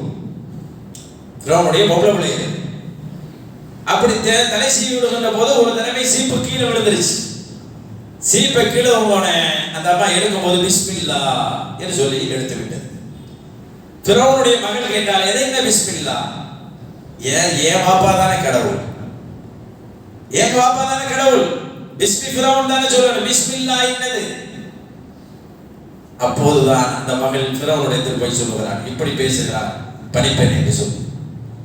அப்ப அவன் என்ன செய்கிறார்? ஃபிரௌன் அவனுடைய கொடுங்கோலன் அல்லவா, அவன் கொடுங்கோலன், நெருப்பை பத்த வைத்து அவளுடைய 5 பிள்ளைகளையும் அவளுக்கு முன்னால் கொலை செய்கிறான். 5 பிள்ளை, ஒவ்வொரு பிள்ளையா நெருப்புல தூக்கி போடுறான். சட்டியில நெருப்பு, எண்ணெய் சட்டியில எப்படி இருக்கும், ஒவ்வொரு பிள்ளையாக போடுகிறான் தாய்க்கு முன்னால். கடைசியா 5வது பிள்ளை கை குழந்தை, அதை தூக்கி போடும் போது அந்த தாய்க்கு ரொம்ப வருத்தமா போச்சு. கை குழந்தையை தூக்கி போடும் போது ஒரு தயக்கம் வந்துருச்சு. அப்ப அந்த குழந்தை பேச வச்சான். குழந்தைகளில் பேசிய ஒரு சில பேருடைய பட்டியல் இருக்கிறது நம்மளுடைய வரலாற்றில். அப்படி பேசிய குழந்தைகளில் இது ஒண்ணு. கவலைப்படாதீங்க தாயே, இஸ்பிரி, பொறுத்து கொள்ளுங்கள் தாயே என்று குழந்தை பேசிச்சான். தொட்டில் பேசிய குழந்தையை பார்த்திருக்கிறோம், பால் குழந்தையை பேசிய வரலாறுகள் உண்டு. கண்ணுக்கு முன்னாடி தூக்கி போட்டாங்க. 5 பேரையும் கொலை பண்ணிட்டான், கொடுங்கோல. கடைசி இந்த அம்மாவை தூக்கி போடுறதுக்கு முன்னாடி இந்த அம்மா சொன்னான், என்னையும் கொன்றுவா, என் பிள்ளையதே கொண்டுட்டா, எனக்கு ஒரே ஒரு ஆசை, நாங்கள் எல்லாம் கொல்லப்பட்டு ஒன்றும் இல்லாமல் எலும்புகளாக இருக்கும்போது எங்கள் எலும்புகளை எல்லாம் ஒன்று சேர்த்து ஒரே இடத்துல புதைச்சுன்னு சொன்னாங்க. தனித்தனியா தூக்கி போட்டுறாத, மேல எலும்புகளையாச்சும் மண்ணை தோண்டி ஒரே இடத்துல புதைச்சு, இதான் என் ஆசைன்னு ஃபிரௌன் சொன்னாங்களாம். அந்த அம்மா எப்படி இருக்கும் யோசிப்பாரு. இது என்ன ஆசை, சரி போகுது அப்படின்னு சொல்லிட்டு அந்த அம்மாவையும் தூக்கி போட்டுட்டான். அந்த அம்மாவையும் கொலை பண்ணியாச்சு. கொலை பண்ணதுக்கு பிறகு எல்லாருடைய எலும்புகளையும் எடுத்து அந்த அம்மா சொன்னது மாதிரி குழியை தோண்டி ஒரே இடத்துல போட்டு புதைச்சான். புதைச்சதுக்கு பிறகு அவருடைய ஆசை திருப்தி ஆயிடுச்சுன்னு அவன் நினைச்சுக்கிட்டான்.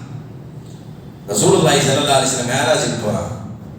மேராஜுக்கு போயிட்டு ரசூல் ஸல்லல்லாஹு அலைஹி வஸல்லம் போயிட்டு வந்து வரலாறை சொல்லுகின்ற போது, நான் மேராஜுக்கு போகும்போது தரைவழி அப்புறம் விண்வெளி, தரைவழியில் போகின்ற போது ஜிப்ரீல் அலைஹிஸ்ஸலாம் ஒரு கட்டம் என்னை அழைத்து கொண்டு போகின்ற போது ஒரு தூரத்திலிருந்து எனக்கு நறுமணம் வீசியது.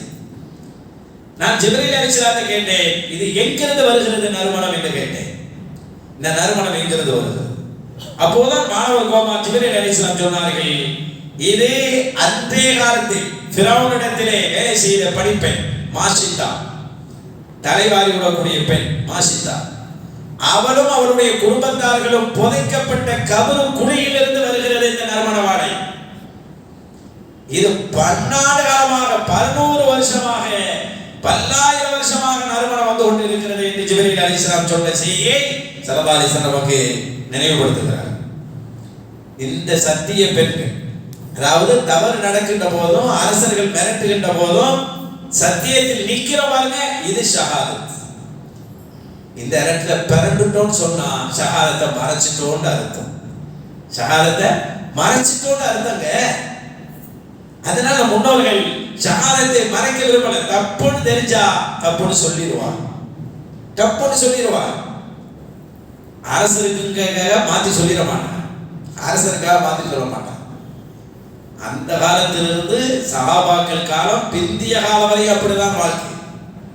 பிந்திய காலம் வரைக்கும் நம்மளுக்கு எல்லாம் தெரியும். இமாம் மாலிக் ரஹ்மத்துல்லாஹி தஆலா இமாம் மாலிக் ரஹ்மத்துல்லாஹி யாரு? ஷாஃபி இமாமுடைய உஸ்தாத். ஷாஃபி ரஹ்மத்துல்லாஹுடைய உஸ்தாத் தான் மாலிக் ரஹ்மத்துல்லாஹ். இந்த சமூகத்துக்கு முதலாக சட்ட ரீதியான நூலை எழுதி, ஹதீஸ்களை எழுதி, முஅத்தா என்ற நூலை எழுதி கொடுத்தவர்கள் இமாம் மாலிக் ரஹ்மத்துல்லாஹ். அவங்களுடைய நூல் தான் முதல் நூல். மதீனத்தினுடைய பேரறிஞர் என்று பெயர் பெற்றவர்கள் இமாம் மாலிக் ரஹ்மத்துல்லாஹ். இந்த இமாம் மாலிக் ரஹ்மத்துல்லாஹு தஆலா அவர்கள் ஒரு முறை ஒரு செய்தி ஒன்று சொல்லுகிறார்கள். என்ன சொன்னார்கள் தெரியுமா? பலவந்தப்படுத்தப்பட்டு எவன் ஒருவன் தலாக்கை சொல்லுகிறானோ அப்படி சொன்னால் அந்த தலாக்கு நிகழாது. கட்டாயப்படுத்தி வீட்டில் இருக்கக்கூடிய எல்லாரும் அவனை கட்டாயப்படுத்தி, இல்ல சுத்தி இருக்கிறவங்க கட்டாயப்படுத்தி உன் மனைவியை தலாக்கூடு, நிர்பந்தப்படுத்தி ஒருவனை கட்டாயப்படுத்தி தலாக்கு விட சொன்னால் அவன் விட்ட தலாக்கு சட்ட ரீதியாக செல்லாது. இது இமாம் மாலிக் ரஹ்மத்துல்லாஹ் சொல்றாங்க. இது அசல் சட்டம். இதற்கு பின்னால் பல பிரிவு சட்டங்கள் இருக்கிறது. ஒரு மாணவர் கேட்கிறார், உஸ்தாத் அவர்களே, அரசர்கள் கட்டாயப்படுத்தி சத்திய பிரமாணம் எடுக்க சொன்னால் அந்த சத்திய பிரமாணம், அந்த ஒப்பந்தம் செல்லுபடியாகுமா? அதுவும் நிகழாது என்றார். இங்கதான் பிரச்சனை வெடிச்சிருச்சு. இங்கதான் பிரச்சனை வெடிக்குது. அன்றைய காலத்து அரசர்களுக்கு சத்திய பிரமாணம் எழுதி கொடுக்கணும், பையத்து எடுக்கணும். இன்னைக்கெல்லாம் ஓட்டு போடுற மாதிரி அந்த பையத்தை எடுக்கணும். தானா எடுத்துட்டா ஓகே, கட்டாயப்படுத்தினால் அது செல்லாது என்று சொன்னவுடன் இது பிரிவு சட்டம், அதுதான் மெயின் சட்டம், தலாக்கு தான். இப்படி சொன்னோன்னா அரசர்கள் கோபம் வந்துருச்சு. அபூ ஜாஃபர் அல்-மன்சூரி, அப்பாசிய ஹலீஃபாவுல அபூ ஜாஃபர் அல்-மன்சூர் தான் ஆட்சியாளராக இருக்கிறார். அவருடைய கவர்னர், மதீனத்து கவர்னர், மதீனாவுடைய கவர்னராக இருந்தவர் ஜாஃபர் இப்னு சுலைமான். இவர் மதீனாவுல கவர்னராக இருக்கிறார். இவருக்கு கோபம் வந்துருச்சு. கோபம் வந்தோடனே மாலிக் ரஹ்மத்துல்லாஹ் அரெஸ்ட் பண்ணி ஜெயிலில் போட்டு அடின்னு அடிக்க வைக்கிறார். கடுமையான அடி. இழுத்த இழுப்பும் அடித்த அடியும் அவர்களுக்கு கடுமையாக இருந்ததனால் அவர்களால் தாங்க முடியல. கொஞ்ச நாள் அடித்து விட்டு வெளியே அனுப்பிவிட்டார்கள். அந்த அளவுக்கு அடிக்கப்பட்டார்கள். அதுக்கப்புறம் அவர்களால் எழுந்து நிற்க முடிகிறது. ஆனால் தக்பீர் கட்டி தொழ முடியல. அடிச்ச அடியில வலது பக்கம் தோள்பட்டை அப்படியே இறங்கிடுச்சு. யாரு? எவ்வளவு பெரியமா? ஷாஃபி ரஹ்மத்துல்லாஹுடைய உஸ்தாத், மதீனாவின் பேரறிஞர். இன்னைக்கும் மாலிக் ரஹ்மத்துல்லாஹ் மதீனாவில் போய் கேட்டால் அவர்கள் பேரிலே எத்தனை நினைவிடங்கள் இருக்கு என்று நமக்கு தெரியும். பாடம் நடத்துவதாக இருந்தால் அப்துல்லா இப்னு மஸ்ஊத் ரலியல்லாஹுடைய வீட்டை தேர்வு செய்து பாடம் நடத்துவார்களாம். அப்படி சஹாபாக்கள் மீது பாசம் காட்டினார்கள். அப்துல்லா இப்னு மஸ்ஊத் ரலியல்லாஹு வீட்டில் போய் உட்கார்ந்து பாடம் நடத்துவாங்களா மாலிக் ரஹ்மத்துல்லாஹ். பிந்திய காலத்துல அவங்க வீடு விற்பனையில கடைசியா வருமா இல்லையா? ஏனென்றால் இங்குதான் முந்தைய காலத்தில் அப்துல்லா இப்னு மஸ்ஊத் என்ற மிகப்பெரிய ஞானமகான் சஹாபி அவர்கள் வாழ்ந்த இடம், அவர்களுடைய பரக்கத்து எனக்கு கிடைக்கட்டும் அப்படின்னு சொல்லி அந்த இடத்துல வச்சு பாடம் நடத்துவோம். இப்படிப்பட்ட பேரறிஞர் தான் இமாம் மாலிக் ரஹ்மத்துல்லாஹ். அவர்களை அழிந்ததினால் தோள்பட்டை எப்படி இறங்கிடுச்சு, என்ன செய்யறதுன்னு தெரியல. தக்பீர் கட்டினால் ஒரு கையை தான் தூக்கி கட்ட முடியும், ஒரு கையை தூக்கி தான் கட்ட முடியும். இமாம் மாலிக் ரஹ்மத்துல்லாஹ் ஒரு கையை தூக்கி கட்டி கொண்டு வலது கையை மேல வைக்கணுமா இல்லையா? அதான் ரசூல் ஸல்லல்லாஹு அலைஹி சொல்லி கொடுத்தது. இடது கையை முதலில் வைத்து மேல வலது கையை வைக்க வேண்டும். அப்படி வைக்க முடியாது. இமாம் மாலிக் ரஹ்மத்துல்லாஹ் பல முறை கஷ்டப்பட்டார்கள், கையை வைக்க முடியாமல் கஷ்டப்பட்டார்கள். அதனால் அழுதார்கள். ரசூல் ஸல்லல்லாஹு அலைஹி வஸல்லம் சுன்னத்தை சரியாக நம்மால் செய்ய முடியவில்லை என்று அழுதார்கள். கையை தூக்கினால் அவ்வளவு வேதனையாக இருக்கும்.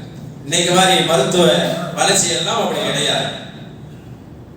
அந்த நேரத்தில் தான் ஒரு கையை மட்டும் கட்டி கொண்டு இப்படி நிற்க வேண்டிய ஒரு நிலை வரும். ஒரு கையை கட்டி கொண்டு மறுகையை தொங்க போட்டு நின்றார். இது ஒரு வித்தியாசமான முறையாக இருக்கிறது. நாம் புதுசாக ஒன்றை ஆரம்பிக்க கூடாது. ஏன்னா நம்மளை பார்த்து மாணவர்கள் யாராவது தவறான ரூட்ல எடுத்துடக்கூடாது. என்ன செய்வதுன்னு தெரியாமல் தவித்தார்கள். கடைசியாக ஒரு கையை கட்டுவது என்ன வேலை என்று சொல்லி ரெண்டு கையையும் விட்டுட்டு நின்றார்கள். ரெண்டு கையுமே தொங்க போட்டுதான் அப்படி நிலையில் நிற்பார். ஆனா இன்னைக்கு சரி, மாலிக் ரஹ்மத்துல்லாஹுடைய மதுஹபிலே ஒரு சில பேர் தக்பீர் கட்டாமல் இப்படி கூட நிற்பார்கள். அவர்களுடைய மதுஹபிலே நிலையிலே அப்படி நிற்கிறதும் ஒரு முறையாக இருக்கிறது. ஆனா அவர்களுடைய பின்னணி இப்படி வந்தது, அப்படி ஒரு கருத்தும் இருக்கிறது இமாம் மாலிக் ரஹ்மத்துல்லாஹுடைய மதுஹபிலே. ஏன் அவர்கள் இவ்வளவு தூரம் அதிகப்பட்டார்கள் என்றால் சத்தியத்தை சொன்னதற்காகத்தான். சத்தியத்தை சொன்னதற்காக தான் அடிக்கப்பட்டார். சத்திய பலவந்தப்படுத்தப்பட்டு சத்திய பிரமாணம் எடுத்தால் செல்லாது, உள்ளதுதான், அதை சொன்னதுக்காக அடிக்கப்பட்டார். பின்னாடி மாமன்னர் அபூ ஜாஃபர் அல் மன்சூரி ஹஜ்ஜுக்காக வந்திருந்தார். ஹஜ்ஜுக்காக வந்த போது இப்படி மாலிக் ரஹ்மத்துல்லாஹி அடிக்கப்பட்டிருக்கிறார் செய்தியை கேள்விப்பட்டு ரொம்ப வருத்தப்பட்டார். வருத்தப்பட்டுட்டு வந்து பேசினார், நான் இதற்கு பொறுப்பல்ல, நான் உங்களை அடிப்பதற்காக நான் சொல்லவே இல்லை, நான் இந்த வேலையெல்லாம் செய்யவில்லை, நான் சத்திய பிரமாணம் எடுக்க வேண்டும் என்று ஆசைப்பட்டேன்.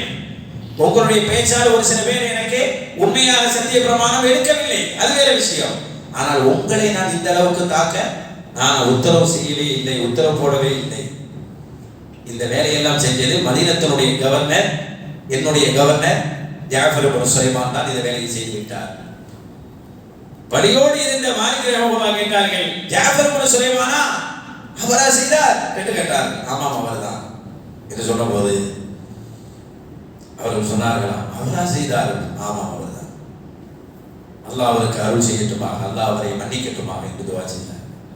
உங்களை இந்த அளவுக்கு தாக்கி இருக்கிறார்கள், அவரை மன்னிக்கட்டுமாக என்று சொல்கிறீர்கள் என்று கேட்டபோது அவரை எப்படி என்னால் திட்ட முடியும், என்னால் என் வாயால் அவரை எப்படி ஏச முடியும்? அவர் யார் தெரியுமா? ரசூலுல்லாஹ்வுடைய குடும்பத்தில் வந்தவர், அவர் அகலே பைத்தாக இருக்கிறார், ரசூலுடைய பாரம்பரியத்தில் வந்தவராக இருக்கிறார், அவரை எப்படி என்னால் பேச முடியும் என்று சொன்னார். இப்படி எல்லாம் சில நேரங்களில் சத்தியத்தை சொன்னதற்காக தாக்கப்பட்டார்கள். ஏன் இமாம்கள் அரசு பதவிக்கு போகவில்லை தெரியுங்களா? அபூ ஹனீஃபா ரஹ்மத்துல்லாஹி தேடி தேடி துரத்தி பதவியை கொடுக்க நினைத்தார்கள், பதவிக்கே போகவில்லை. அபூ யூசுப் ரஹ்மத்துல்லாஹி துரத்தி காலியாக பார்த்தார்கள். கடைசி நேரத்தில் தான் அவர்கள் காலியானார்கள், வேற வழி இல்லாமல். அவ்வளவு நெருக்கடி, அவ்வளவு வறுமை. சில நேரங்களில் வறுமை, சில நேரங்களில் எந்த இடத்துக்கு கொண்டு போகும் என்பதற்கெல்லாம் சில உதாரணங்கள் உண்டு. அவ்வளவு வறுமை. ஏன்னா நல்லோர்கள் முன்னோர்கள் ஏனென்றால் அந்த அரசு நிர்வாகத்துறைக்கு போகவில்லை, போனால் அவர்களுக்கு கட்டுப்பட்டு தப்பான ரூட்டை எடுக்க வேண்டியது வந்துடும், அதனால் சாட்சியத்தை சொல்ல முடியாமல் போய்விடும் என்று நினைத்தார்கள். அப்படிதான் நினைத்தார்கள். வரலாற்றிலே ஒரு மிகப்பெரிய பேரறிஞரை நாம் படிக்க முடிந்தது. அவர்கள் பேரு தாவூஸ். இந்த தாவூஸ் இருக்கிறார்களே, இமாம் தாவூஸ் அவர்கள் அப்துல்லாஹ் இப்னு அப்பாஸ் ரலியல்லாஹு, அபூ ஹுரைரா ரலியல்லாஹு, அதே போல ஆயிஷா அம்மா, நிறைய பேர்கிட்ட பாடம் படித்தவர்கள், நிறைய பேர்கிட்ட பாடம் படித்திருக்கிறார்கள். இவர்களை நிறைய பேருக்கு பிடிக்கும் இமாம் தாவூஸ் அவர்களை. ஆனாலும் இப்னு அப்பாஸ் ரலியல்லாஹு போலவே எல்லா சட்டங்களையும் அணுகக்கூடிய திறமை படைத்தவர் இமாம் தாவூஸ் ரலியல்லாஹு. சரி, சில நேரங்களில் இப்னு அப்பாஸ் ரலியல்லாஹு அவர்களுடைய விசேஷமானவர்கள் ஒருவராக இவர் இருந்தார்.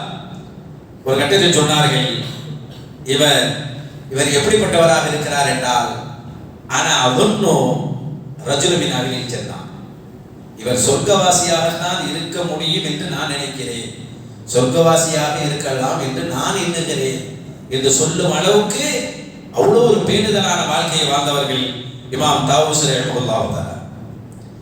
எந்த அரசனிடத்திலும் தன்னுடைய சத்தியத்தை சொல்ல தயங்காதவர்கள்.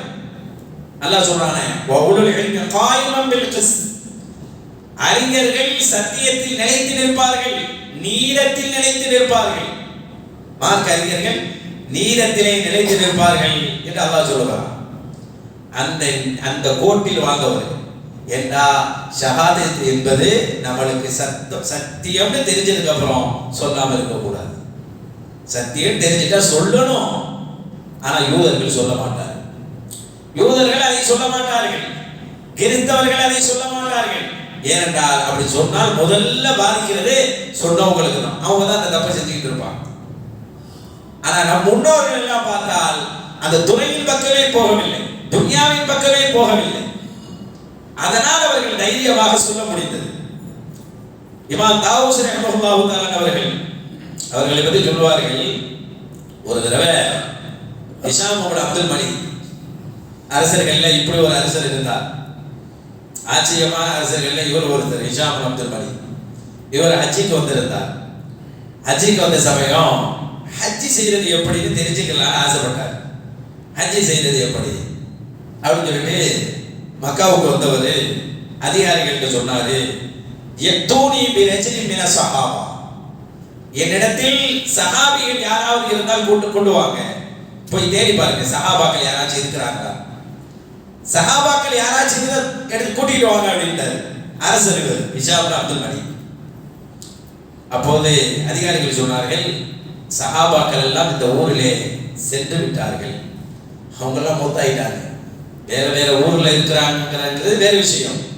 இப்ப மக்காவில் யாருமே இல்லை, யாரும் இல்லை அப்படின்னு சொன்னாங்க அதிகாரி. அப்படியா? சஹாபாக்களை பார்த்து படித்து அவர்களுடைய மாணவர்கள் யாராவது இருந்தால் கூட்டி வாங்க, சஹாபாக்கள் பாடம் படிச்சிருக்கோம், அந்த மாதிரி மாணவர்கள் இருந்தால் கூட்டிட்டு வாங்க. தேடி பார்த்தார்கள். இமாம் தாவூஸ் ரஹிமஹுல்லாஹ் இருக்கிறார். இமாம் தாவூஸ் ரஹிமஹுல்லாஹ் ஆயிஷா மாட்ட படிச்சவங்க, அபூ ஹுரைரா படிச்சவங்க, அபூ ஹுரைரா படிச்சவங்க, இது மாதிரி இப்னு அப்பாஸ் படிச்சவங்க, பல சஹாபாக்கள் பாடம் படிச்சவங்க. இவர் கூட்டிட்டு வந்தோடனே நேரா வந்தார். அந்த காலத்துல அரசர்கள் உட்கார்ந்து இருந்தால் அவர்கள் எங்க உட்கார்ந்து இருந்தால் அது கொஞ்சம் முன்னாடி கம்பளம் விரிச்சிருப்பாங்க. அந்த ராஜ மரியாதைக்காக கம்பளங்கள் எல்லாம் விரிச்சு வச்சிருப்பாங்க. செருப்பெல்லாம் அங்கேயே விட்டு குனிஞ்சு வரணும். பக்கத்தில் வர்றதுக்கு முன்னாடி அமீருல் மோமினீனே ஜனாதிபதி அவர்களே அஸ்ஸலாமு அலைக்கும்னு சொல்லணும். அவர் கூப்பிட்டாதான் பக்கத்துல எல்லாம் போகணும். இதெல்லாம் அப்போ உள்ள அமைப்பு. தாவூஸ் ரஹிமஹுல்லாஹ் நேர செருப்போடு வந்தாங்க, ஒன்னும் சொல்லல, வந்து அவர் பக்கத்துல உட்கார்ந்துக்கிட்டாங்க. உட்கார்ந்ததுக்கு அப்புறம் சலாம் சொல்ல ஒன்று சொல்ல வந்து உட்கார்ந்துக்கிட்டு பக்கத்துல வந்து உட்கார்ந்ததுக்கு அப்புறம் அஸ்ஸலாமு அலைக்கும் யா ஹிஷாம் இப்னு அப்துல் மலிக் என்றார். ஹிஷாம் இப்னு அப்துல் மலிக்கே அஸ்ஸலாமு அலைக்கும் அப்படின்னு சொன்னார். பேரை சொல்லி, அரசருடைய பேரை சொல்லி சொன்னார். அவருக்கு ரொம்ப கோபமாயிருச்சு. அதாவது ராஜாக்கள்கிட்ட சந்திக்கிற முரண்டு ஒண்ணு இருக்கா இல்லையா, மன்னர்களை சந்திக்கிற முரண்டு ஒண்ணு இருக்கு, இவங்க என்ன இப்படி நடந்துக்கிறாங்க, ரொம்ப கோபமாயிட்டு அவர் கேட்டா, ராஜாக்களுக்குன்னு ஒரு இது இருக்குது, முறை இருக்கு, அந்த முறையை தாண்டி நடக்கிற, செருப்பு அங்கேயே கழட்டணும், அங்கேயே கழட்டல, வந்தோடனே ஜனாதிபதினு சொல்லி கூப்பிடணும், அப்படியே கூப்பிடல, இல்லதே பாப்பா அம்மா பேரை சொல்லி பட்ட பேரை சொல்லி இவருடைய மகனே இவருடைய பாப்பாவே சொல்லணும், அதுவும் சொல்லல. அனுமதிங்க, இப்படி வந்து உட்கார்ந்துட்டீங்கல அப்படின்னு கோபப்பட்டோன்னே தாவூஸ் ரஹிமஹுல்லாஹ் சொன்னார்களாம், நான் செய்தது சரியான அணுகுமுறை தான், நான் எதற்காக பயப்பட வேண்டும் என்று சொன்னார்கள். உங்களை நான் சரியான நீங்க விளக்கம் தரலன்னா உங்களை நான் தண்டிக்க போறேன்னு சொன்னாராம் ஹிஷாம் இப்னு அப்துல் மலிக். நீங்க சரியான விளக்கம் இதுக்கு தரலன்னு சொன்னா உங்களை தண்டிப்பேன் என்று சொன்னார். பொதுவாகவே இறைநேசர்கள் வந்து இதை வந்து கவலைப்பட மாட்டார். இமாம் மாலிக் ரஹ்மத்துல்லாஹி போன்றவர்கள் எல்லாம் இந்த வார்த்தையை சொன்னதாக ஒரு செய்தி இருக்கிறது. என்ன கேட்டா, நல்லவர்கள் எப்போதும் தண்டிக்கப்படாமல் இருக்க மாட்டார்கள், தண்டிக்கப்படாதவர்கள் விஷயத்தில் நன்மையே இல்லை என்று சொன்னார். யார் தண்டிக்கப்படுறாங்களோ அவங்க தான் நல்லவங்க, தண்டிக்கப்படாதவங்க சப்போர்ட் பண்றாங்கன்னு அர்த்தம், தப்பு. அப்படி ஒரு சிந்தனை முன்னோர்கள் இடத்தில் இருந்தது. அரசர்களுக்கு எதிராக பேசுவதனால் தண்டிக்கப்படுவார்கள். நீங்க கரெக்டான காரணம் சொல்லாட்டி தண்டிக்கப்படுவீங்க அப்படியா சொன்னார்களா? நான் எதுக்கு செருப்பை கழட்டிட்டு வரணும், அதான உங்களுக்கு கோபம், செருப்பை கழட்டாம வந்துட்டேன், நான் எதுக்கு செருப்பை கழட்டணும்? நான் காபாவுக்கு வரும்போது, அல்லாவை சந்திக்க வரும்போது, அல்லாவுடைய வீட்டுக்கு வரும்போது செருப்போடு தான், செருப்பை எடுத்து வந்து என் பக்கத்தில் வைத்துக் கொண்டுதான் நான் தொழுகிறேன். எந்த இடையூறும் இல்லை, என் ரப்பு என்னை தடுக்கவில்லை. நீங்க என்ன அரசர், அரசனுக்கெல்லாம் பேரரசன் அல்லாதானே, அவன் வீட்டுக்கு வருகின்ற போதே நான் செருப்பணிந்து வந்து செருப்பை எடுத்து வந்து என் பக்கத்தில் தான் வைத்துக் கொள்கிறேன், அங்கேயே விட்டுட்டு வர்றது கிடையாது.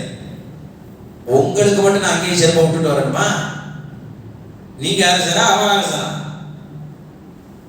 கேட்டார். இரண்டாவதாக கேட்டார்கள், ஏன் ஜனாதிபதி என்று சொல்லவில்லை? இல்லை என்றால் ஒரு துணை பெயரை சொல்லி அழைத்திருக்கலாம் அல்லவா?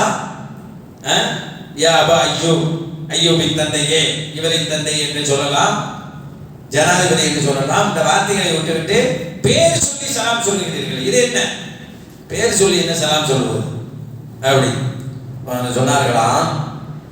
அல்லாஹ் தஆலா குர்ஆன்ல நல்லவங்களை அழைக்கும் போது பேர் சொல்லி தான் அழைக்கிறான், கெட்டவங்களை தான் புனை பெயர் சொல்லி அழைக்கிறான். மூசா நபி எப்படி கூப்பிடுவான்? யா மூசா, இப்ராஹிம் நபி எப்படி கூப்பிடுவான்? யா இப்ராஹிம். நூஹ் நபி எப்படி கூப்பிடுவான்? யா நூ. இப்படிதான் கூப்பிடுவான்.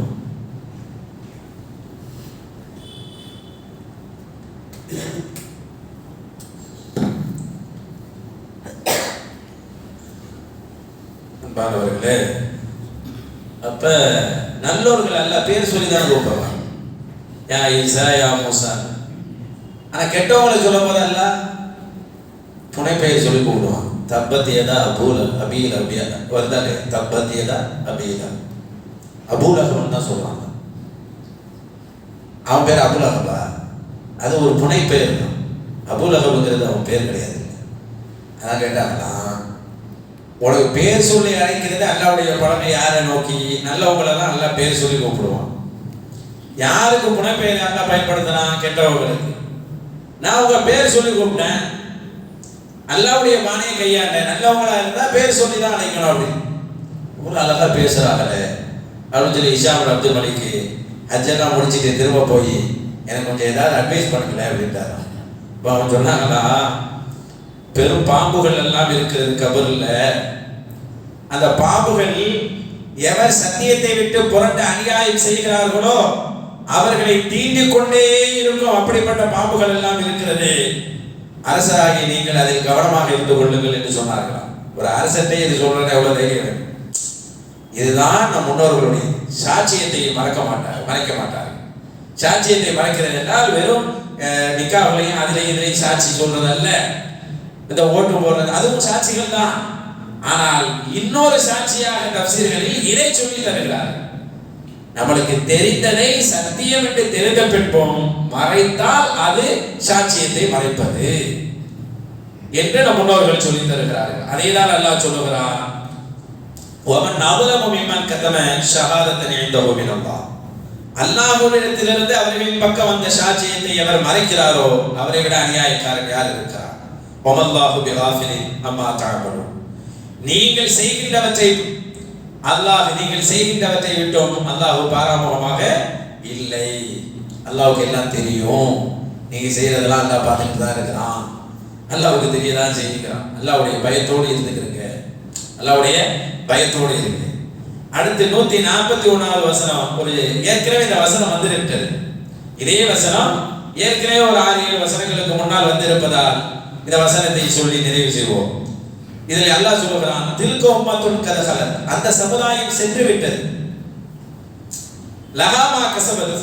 அவங்க சம்பாதித்தது அவங்களுக்கு. புரியுதானே? அந்த நபிமார்கள் எங்க குடும்பத்தில் வந்தார்கள், இந்த நபிமார்கள் எங்கள் குடும்பத்தில், அதனால என்ன பெருமை இருக்கு? இப்ப நம்மளுடைய 4 தலைமுறைக்கு முன்னாடி ஒரு வாப்பா யாரோ ஒருத்தர் இருந்தாங்க. அவங்க ஒரு மகாராஜாவுக்கு பக்கத்துல ரொம்ப ஒரு ஐடியா கொடுக்கக்கூடிய இடத்துல இருந்தாங்கிறதுனால நமக்கு என்ன நன்மை?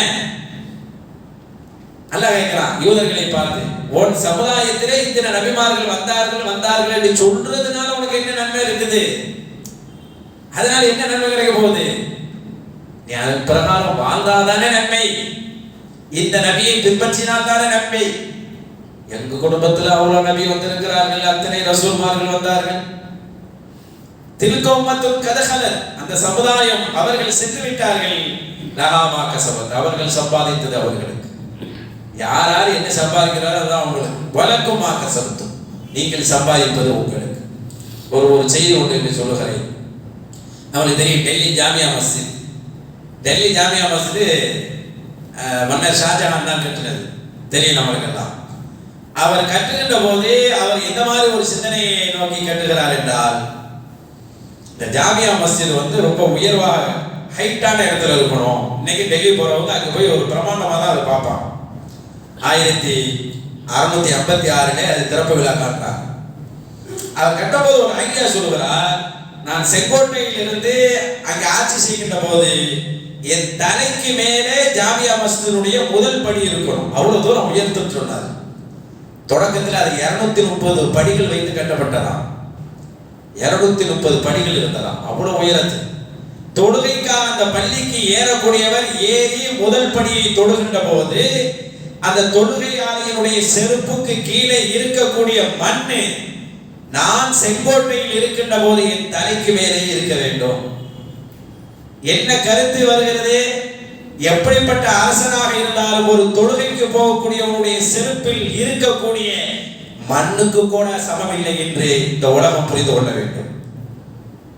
ஒரு தொழுகையாளியுடைய செருப்பில் இருக்கக்கூடிய மண்ணுக்கு கூட ஒரு அரசன் சமமில்லை என்பதை நான் இந்த உலகத்துக்கு உணர்த்த வேண்டும். அதனால் ஜாமியா மஸ்ஜித் அதை கொஞ்சம் உயரமாக கட்டுங்கள். எப்போதும் எனக்கு அந்த சிந்தனை வர வேண்டும். நம்ம என்னடா அரசன் தொழுகைக்கு போறாரு பாரு, அவருடைய செருப்புல இருக்கு பாரு மண், அதுக்கு கூட நம்ம லாய்க்கு கிடையாது அப்படின்னு எனக்கு ஒவ்வொரு தினமும் அதை உணரணும். அதனால ஹைட்டா கட்டுன்னு சொல்லலாம். இன்னைக்கு நம்ம பள்ளி அந்த டெல்லி கூட அந்த ஜாமியா மஸ்ஜித் பார்த்தா ரொம்ப உயரத்தில் பார்க்கலாம். 5 படி இருந்தாலும் நம்ம ஏற மாட்டோம். ஆனா அவ்வளவு உயரமா கட்ட சொன்னதுடைய பின்னணி அதுதான். அவரவர் தேடிக்கொண்டதை அவரவர் எடுத்துக்கொள்வார். என்ன நோக்கத்தில் அவர் சொன்னார் என்பது அல்லாஹ்வுதான் தெரியும். வலஹும் மா கஸப, எப்படி சொல்றான் அல்லாஹ், லஹா மா கஸப, அவர்கள் சம்பாதித்தது அவர்களுக்கு, வலக்கும் மா கஸபத்தும், நீங்கள் சம்பாதித்தது உங்களுக்கு, வலா துஸ்அலூன அம்மா கானூ யஅமலூன், அவர்கள் சம்பாதித்ததை பற்றி நீங்கள் விசாரிக்கப்பட மாட்டீர்கள். ஏன் உங்க தாத்தா அப்படி இருந்தாங்க, உங்களுடைய பாரம்பரியத்தில் ஏன் அவர் அப்படி இருந்தாங்க, உங்கள்ட்ட அல்லாஹ் கேட்க மாட்டான். நீங்க எப்படி இருந்தீங்கன்னு அல்லாஹ் உங்கள்ட்ட கேட்பான். அதனால் உங்களை பற்றி உண்டான சரியை நீங்கள் சரி செய்து கொள்ளுங்கள். நீங்க எந்த வழியில் இருக்கிறீங்க? இப்ப முகமது நபி இருக்கிறார், யாரை பின்பற்றணும்? முகமது நபியை தானே பின்பற்றணும். உங்க நபி யாரு? முகமது நபி தானே. நீ யூதராயி, நீ யாரா கூட எந்த பாரம்பரியத்துல கூட வந்து, பாரம்பரியம் எதுவாக இருக்கலாம், அது யூத பாரம்பரியமா இருக்கலாம், கிறிஸ்தவ பாரம்பரியமாக இருக்கலாம், அல்லது வேற ஏதாவது வேதமில்லாத பாரம்பரியமா இருக்கலாம். ஆனால் முகமது நபி வந்து விட்டால் நமக்கு ஒரு கடமை இருக்கு. அவங்கதான் உங்க நபி, இந்த குர்ஆன் தான் உங்கள் வேதம். இதை பற்றி தான் எல்லோரும் விசாரிக்கப்படுகிறது.